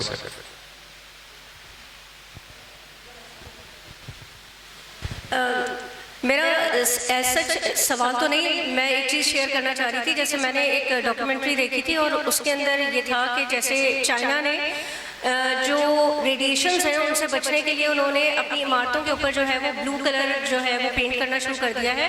یا تو اس کو بلو پینٹ کر رہے تھے یا وہ اس کے اوپر کچھ مٹیریل تھا جو لگا رہے تھے. وہ ریڈیشن سے نہیں، جی وہ ریڈیشن سے نہیں، وہ میں نے بھی دیکھی ہے، ابھی لیٹسٹ بھی ہر ڈاکیومنٹری ہے، وہ پینٹ کروا رہے ہیں کوئی لیزرز وغیرہ کیا ہو. ریڈیشن دیکھیں، ریڈیشن تو آپ یہ نیوکلیر سائنٹسٹ بتا سکتے ہو، ایسی چیز تو نہیں ہے کوئی پینٹ وغیرہ اس کو بن کر نہیں اس کا سوال ہی نہیں پیدا ہو سکتا ہے. اس کا انہوں نے یہ بتایا تھا کہ جو بھیانک قسم کے ریڈیشنز ہیں جنہوں نے بہت ساری چیزوں کو جلا دیا، تو اس کے بعد انہوں نے ایکسپیریمنٹ بھی کیا تھا کہ وہ تمام علاقے یا وہ تمام چیزیں جل کے خاکستر ہو گئی تھیں، لیکن صرف وہ چیزیں باقی رہیں جو بلو کے کلر میں. لیکن وہ ریڈیشن نہیں تھا، مجھے یہاں تک یقین. ریڈیشن تو سوال ہی نہیں پیدا ہو سکتا ہے کہ آپ جو آپ چرنوبل 1980 میں ایک واقعہ ہوا ہے چرنوبل میں، آپ کو یاد ہے؟ آپ کی تو بچوں کو تو پتا نہیں ہے. ایک رشیا کے اندر ایک علاقہ ہے جس کو چرنوبل کہتے ہیں، وہاں کی ریئیکٹر تھا جو بلاسٹ ہو گیا تھا، خود بہت بلاسٹ ہو گیا تھا، اور اس میں سے جو ان کی جو ہاٹ واٹر ہے وہ نکل آیا تھا. اس کی ریڈیشن آج تک جو ہے نا اس ایریے میں ہے. اچھا جاپان پہ جو ہیروشیما پہ بم گرایا گیا تھا، اس کی مٹیوں کو اکٹھا کرے کے لے گئے تو اس میں آج تک ریڈیشن ہے. تو ریڈیشن تو ایک ایسی چیز ہے کہ جس کو آپ یہ کہیں گے پینٹ وغیرہ یہ نامعقول سی بات ہے. اب وہ کوئی ویڈیو بنا کے اس طریقے سے ڈال دے سوشل میڈیا میں، سچ جھوٹ بہت بولا جاتا ہے. تو میرے خیال سے آپ کو فزکس یا نیوکلیئر فزکس سے استاد بتا دیں گے کہ یہ معقول نہیں کہ ریڈیشن جو ہے اس کو ایک کلر روک سکے. سوال ہی نہیں پیدا ہو سکتا ہے. وہ میرے خیال سے کوئی لیزر طریقے سے کہ آگ لگانے کی کوئی ایکسپیرمنٹ ہو رہی تھی کہ امریکہ میں جو ابھی حال ہی لاس اینجلس میں آگ لگی ہے اس کے متعلق مختلف تھیوریز ہے. تھیوری یہ بھی ہے کہ 1930 کے اندر جو ان کی اولمپک ہو رہا ہے اس کے لیے دوبارہ سے انہوں نے ریسٹرکچرنگ کر دی ہے اور لوگوں کو دوبارہ سے جو ہے نا پھر فائنینس کریں گے. نئے نئے بینک کھل گئے ہیں فائنینس کے لیے. تو یہ سارے ان کے کہنے گے یہ جان بوجھ کے 3 وقت یعنی 3 جگہوں پہ ایک ہی وقت میں آگ لگ رہی ہے. یہ کیسی بات ہے؟ پھر وہ آگ جو آسمان سے آ رہی ہے لوگ دکھا رہے ہیں تو کہنے ہیں یہ کوئی لیزر بین ہے کوئی اس طریقے سے کہ جو آگ اوپر سے پھینک رہی ہے. تو یہ جہاں تک ریڈیشن کا تعلق ہے یہ تو ایک بڑی چیز ہے میرے خیال سے. وہ اتنی آسانی سے کوئی چیز نہیں اس کو ختم کر سکتی. وہ تو عرصے تک رہ سکتی ہے، صدیوں تک رہ سکتی ہے بلکہ. ٹھیک ہے نا؟ تو میرے خیال سے ڈاکٹر صاحب دیگر افراد کو بھی لے لیں. سوری معذرت چاہتے ہیں وہ بس ہمیں آپ سے یہ پوچھنا تھا جیسے ابھی آپ نے یہ بتایا کہ ٹائم 15 ایئرس کا ہے. اس کی ہم اگر کیلکولیشن کریں جیسے ڈومسڈے ایک واچ ہے جو ایوری ایئر سائنٹسٹ جو ہے اس کا ٹائم کم یا زیادہ کرتے ہیں. ایک گھڑی بنی ہے ججمنٹ ڈے اس کے ابھی انہوں نے ریسنٹلی اس گھڑی کا 1 منٹ سے کم ٹائم کر دیا ہے. ٹھیک ہے. تو اور سیکنڈلی یہ بات جیسے ابھی نیوم سٹی بن رہا ہے سعودی عرب میں اس کو ہم کوریلیٹ کر سکتے ہیں دجالیت کے دور سے جو ہمیں فیل ہوتا ہے کہ جو سعودیہ تباہ ہوگا وہ نیوم سٹی ہی اس کو لے کے ڈوبے گا. نہیں دیکھیں جہاں تک یہ تعلق ہے دیگر علامتوں کا تعلق ہے جس میں نیون سٹی نبی صلی اللہ علیہ وسلم نے ایک آیت ہے سورۃ انبیاء کی اللہ تعالیٰ نے اس میں فرماتے ہیں کہ اس شہر پہ حرام ہے کہ وہ دوبارہ لوٹ کے آئے جسے ہم نے برباد کر دیا تباہ کر دیا یہاں تک کہ یاجوج ماجوج کھول دی جائے. اب اس کی تفسیر یہ ہوگی کہ جب یاجوج ماجوج کھولنے کا وقت آئے گا تو وہ شہر جسے اللہ تعالیٰ نے ہزاروں سال پہلے ٹھیک ہے نا تباہ کر دیا تھا وہ دوبارہ سے آباد نہیں ہوں گے. اگر وہ آباد ہونا شروع ہوئے تو اس کا مطلب یاجوج ماجوج کھولنے کا وقت آ گیا. اسی طریقے سے ہم دیکھتے ہیں اولا ایک مقام ہے سعودیہ میں جو اب ٹورسٹ ایریا بن گیا جہاں پہ حضور صلی اللہ علیہ وسلم ایک مرتبہ صحابہ سے گزر رہے تھے کہ لیکن یہاں مت رکنا یہاں عذاب آیا ہے تو وہاں شرن رکنے کا منع تھا. آج وہ جو ہے وہ ٹورسٹ ایریا بن گیا یعنی آباد ہو رہا ہے ایریا تو گویا یاجوج ماجوج کھلنے کا وقت آ گیا ہے. تو یہ جو آپ نے جو سوال کیا نا کہ وہ ایک منٹ ہمیں اس سے کوئی تعلق نہیں ہے. یہ کیلکولیشن حدیث اور قرآن سے ہے. یہ کوئی کسی کی خواب و خیال سے نہیں ہے. یہ ایک کیلکولیشن نہیں ہے. اس میں کئی علامتیں دیکھنی پڑتی ہے کئی چیزوں کو دیکھنا پڑ رہا ہے. اور یہ تو میں نے صرف چونکہ نیوکلیئر ونٹر جو ہے سائنس سے تعلق رکھ رہا تھا تو میں نے اسے بیان کر دیا. اگر کبھی جیو پولیٹیکل کے حوالے سے بات کرنی پڑی تو پھر میں دیگر علامتوں کو ذکر کروں گا وہ پھر الگ باتیں ہوں گی. تو اس حوالے سے میں نے یہ اس سے جو گھڑی کا تعلق ہے اس کو آپ رہنے دیں حدیث و قرآن تک رہے. جی حضرت بے خاص کافی ہے بے خاص سے. فاروق صاحب نے جو گفتگو کی یہ خاصی آپ نے غور کیا بہت ویلڈ کر رہی ہے اور یہ دور میں ہم داخل ہو چکے ہیں. اس میں قرآن کی بہت ساری آیات بھی ہیں جو اگر ہم غور سے پڑھیں تو یہ شاہد ہیں جس میں ایک آیت ہے سورہ انبیاء ہے جس میں پہلی آیت ہے اقترب للناس حسابهم وهم في غفلة معرضون. لوگوں کے حساب کتاب کا وقت قریب آ گیا اور لوگ غفلت میں پڑے ہوئے ہیں. یہ 1400 سال پہلے یہ آیت اتری. اللہ تعالیٰ نے کہا لوگ غفلت میں ہیں اور ابھی بھی ہم دیکھ رہے ہیں کہ غفلت میں ہیں لوگ.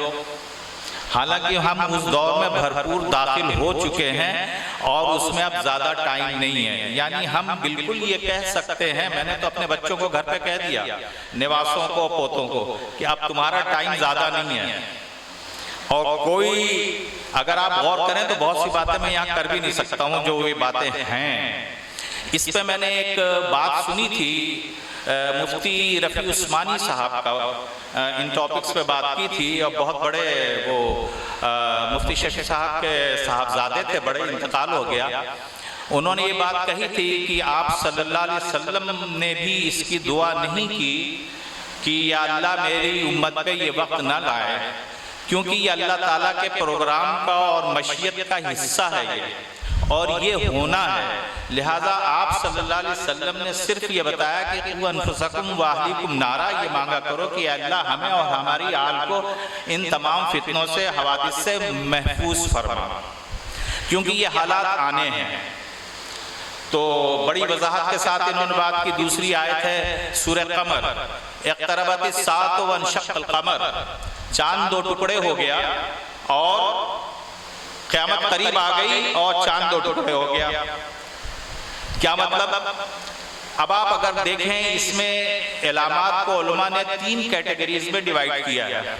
ایک ہے پہلی جو علامات بعیدہ، دوسری ہیں جو وسطیٰ کہلاتی ہیں سیکنڈ فیز، اور یہ جو بیان کر رہے ہیں یہ بالکل تھرڈ فیز ہے، اور اس کی بالکل آخری قیامت کے قریب کی علامات ہیں جو 10 ہیں، بالکل بڑی بڑی۔ اور آپ صلی اللہ علیہ وسلم کا نزول کرنا، دنیا میں آنا، بعثت بھی قیامت کی نشانیوں میں سے ایک ہے کہ اب آپ کے بعد کوئی نبی نہیں آنے والا ہے، لہٰذا اب آپ کے بعد قیامت ہے۔ اور جو انہوں نے، میں نے ان کو کافی عرصے اسٹڈی کیا ہے، ان کے لیکچرز میں نیوز پہ سنتا رہا ہوں، اور اس کا مطالعہ میرا بھی تقریباً، کیونکہ یہ شارجہ میں، ان کا ذرا میں انٹروڈکشن کرا دیتا ہوں۔ ان کی پیدائش شارجہ کی ہے، ان کے والد صاحب وہاں رہتے تھے اور ان کی تعلیم وہیں شارجہ کی ہے۔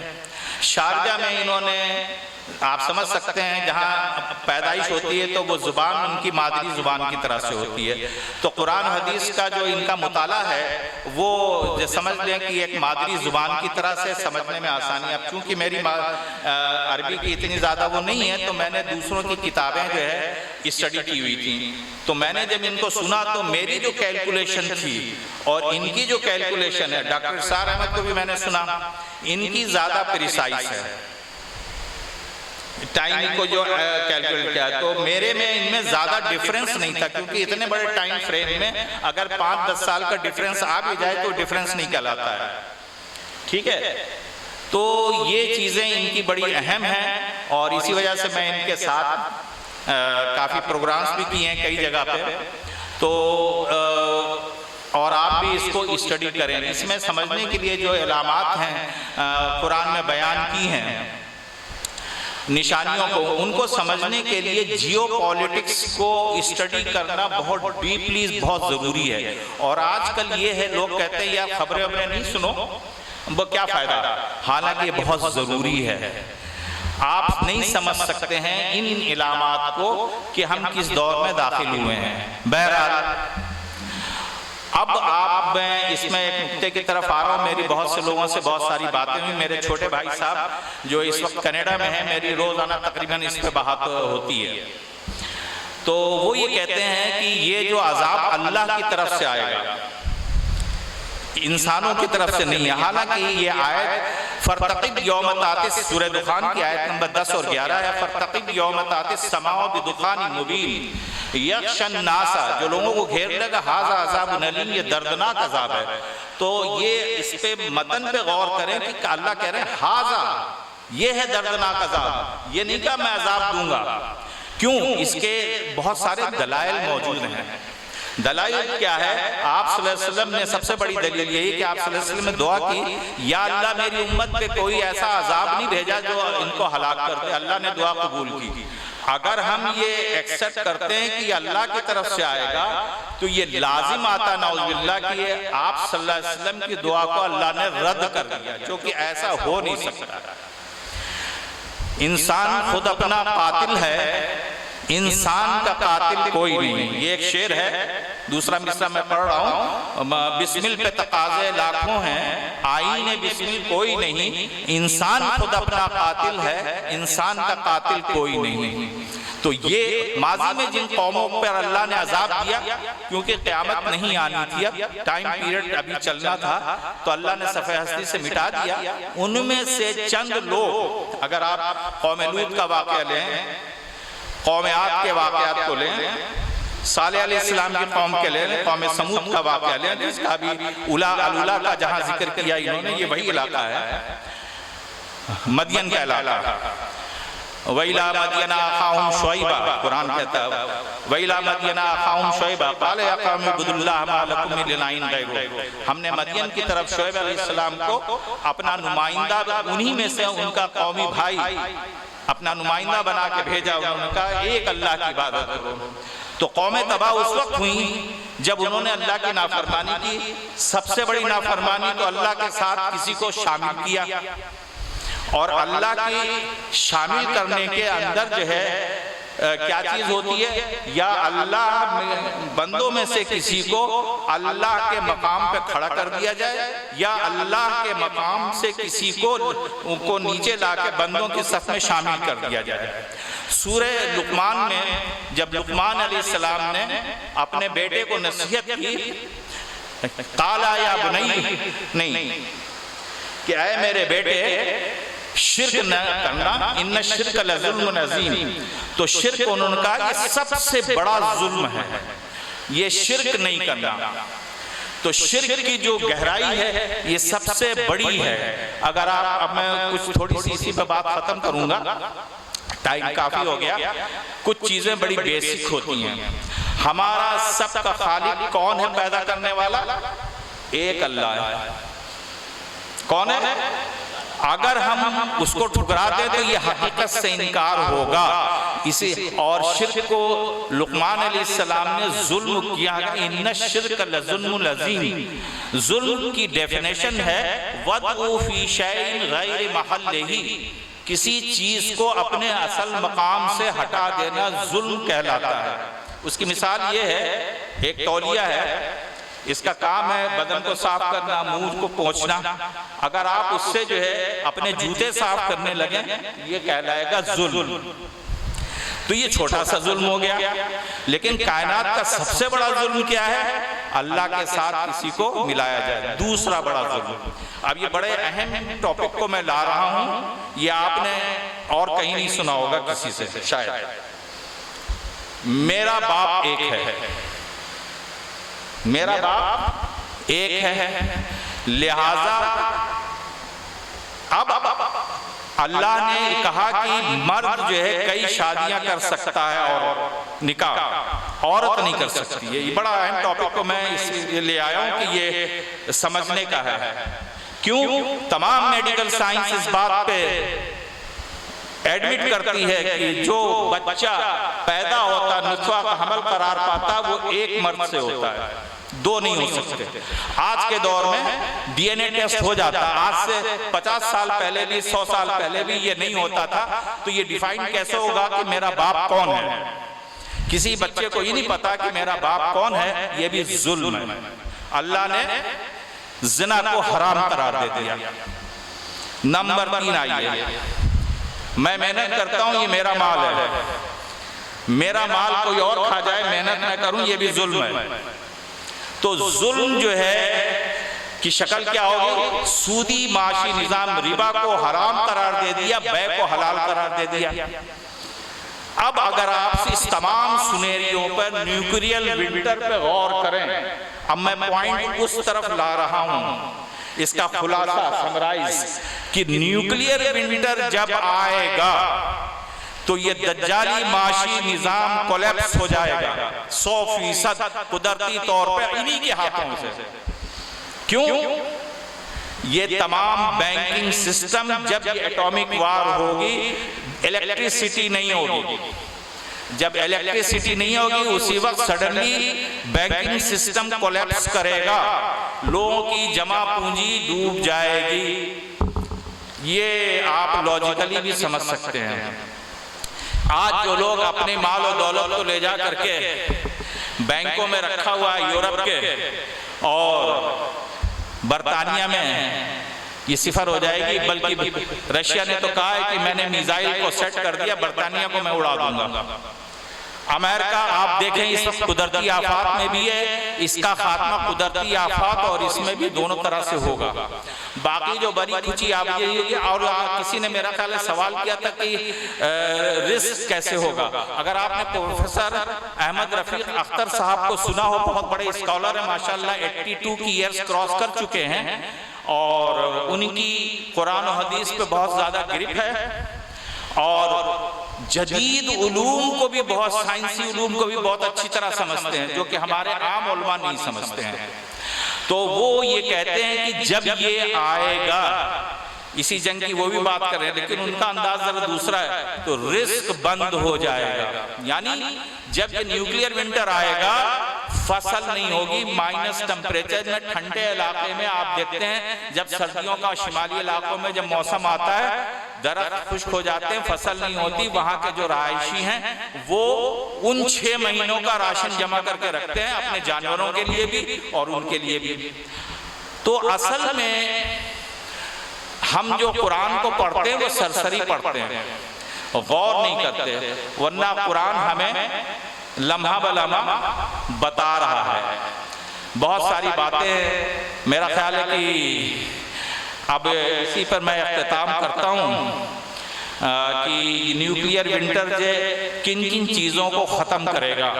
دوسری چیز جو ہے، ابھی میں بات کر رہا تھا ان سے کہ ابھی دیکھیں کہ یورپ کی کفار کی پاور زیادہ ہے، ویپن کی طاقت زیادہ ہے، اور جیسے اقبال نے کہا کافر ہے تو تلوار پہ کرتا ہے بھروسہ، مومن ہے تو بے تیغ بھی لڑتا ہے سپاہی۔ یہ وقت آئے گا اس کے بعد جب دو بدو مقابلہ ہوگا۔ ابھی تو آپ نے دیکھا غزہ کے اوپر گئے، جہاز سے بمباری کر دی، مر گئے وہ۔ یہ اس کے بعد حالات آئیں گے، اور یہ جو خطہ ہے جو انہوں نے بتایا، پاکستان، ہندوستان، ایران اس لیے میں کہہ رہا ہوں کہ یہاں سے دجال کا ایران کے شہر اصفہان سے ظہور ہوگا، تو یہ اس وقت یہ خطہ محفوظ رہے گا۔ اور جو ہے جیسے عرب کے ممالک، شام کے علاقہ، یہ جنگ مین جو ہے شام کے دمشق کے علاقے میں ہوگی، اور یہ وامق اور عماق 2 جگہ ان کے نام ہے، ایک بہت بڑا میدان ہے۔ یہ جنگ آخری وہاں پہ لڑی گئی، اس کو ملحمۃ العظمیٰ اور ملحمۃ الکبریٰ کے نام سے آپ صلی اللہ علیہ وسلم نے فرمایا ہے۔ یہ ہوگی، اس کے بعد کے مرحلے آئیں گے۔ یہ بہت بڑا ایک ٹاپک ہے، یہ چند گھنٹوں میں نہیں ہو سکتا ہے۔ تو میرا خیال ہے کہ اسی پہ میں اختتام کرتا ہوں۔ وآخر دعوانا الحمدللہ رب العالمین۔